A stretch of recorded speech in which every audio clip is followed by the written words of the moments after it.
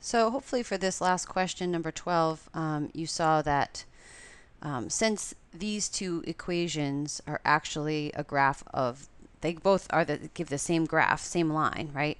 This one, if we multiply everything by 3, so if I just think about multiplying everything by 3, it just gives us this equation for this line. So if I'm looking for what is the solution to this system, then certainly this system is exactly the same, right? So without solving, what could we say about both the following two systems? Well, they're equivalent systems. So they're equivalent,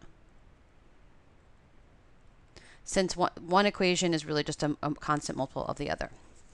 Okay, so hopefully you already had that without this video, but now when we officially define equivalent, so the two systems in this previous question are called equivalent since they have the same solutions. Okay, so here are some more equivalent systems, and for each one, let's explain why they're equivalent, and we shouldn't need to solve them in order to see why they're equivalent. So let's look at these two systems. I have these two equations and these two equations. What can I say about them? Well, notice that, in fact, they are exactly the same two equations, just written in a different order. So does the order in which we write the equations matter for when we're trying to solve them? And of course not, right? If you're graphing two lines and you want to know, oh, where do they intersect? It doesn't matter if I graph this line first and then this line, or the other way around, right? Ultimately, where they intersect is that solution, and that's what you're looking for. So the order in which you write the equations doesn't matter. And certainly we would see that if we were trying to solve. So if, let's say, I wanted to solve this by doing substitution, right, I could easily solve for y or x. And so replacing one expression into the other, it doesn't matter the order in which those equations are given.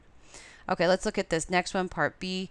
So let's look at these two equations. Actually, this bottom one looks identical, so that equation is exactly the same. But what about these top two?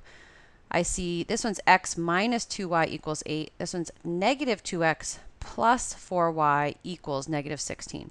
So can you see a relationship between these two equations?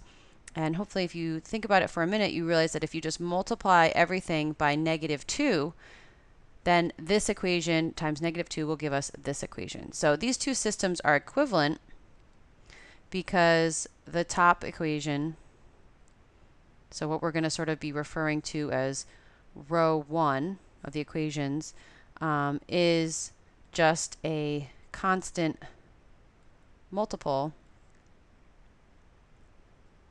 of the other row 1. Okay, so now you're going to do some reading to talk more about equivalent systems.